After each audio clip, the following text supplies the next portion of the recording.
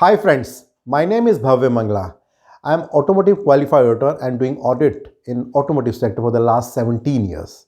I'm again back with a very interesting topic. What is the difference between effectiveness and efficiency indicator?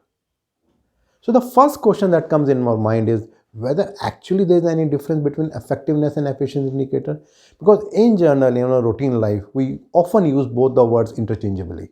But yes, if you go through the definition as per ISO 9000 2015 version, there's a key difference between effectiveness and efficiency.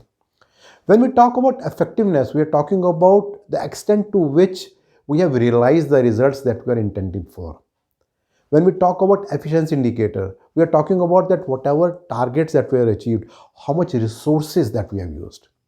To give you some example of efficiency indicator first, in automotive industry especially, we have some terminologies like inventory turnover time.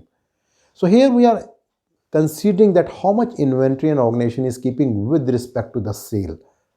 Then another indicator is cost of poor quality. That what is the cost of quality that we are paying for keeping the high quality, and what is the rejection that is happening with respect to that.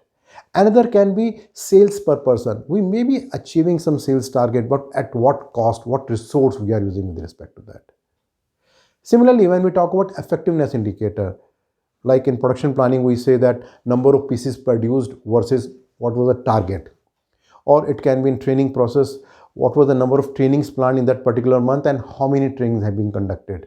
Or maybe in maintenance process, in this particular month, we planned that we'll have that much number of preventive maintenance and how much preventive maintenance we have done.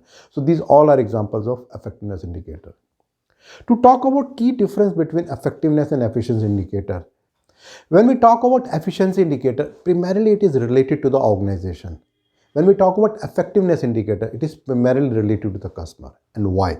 Because efficiency is more impacting the organization because it is related to the resource. So it is a responsibility of the organization to see that how much efficient their processes are.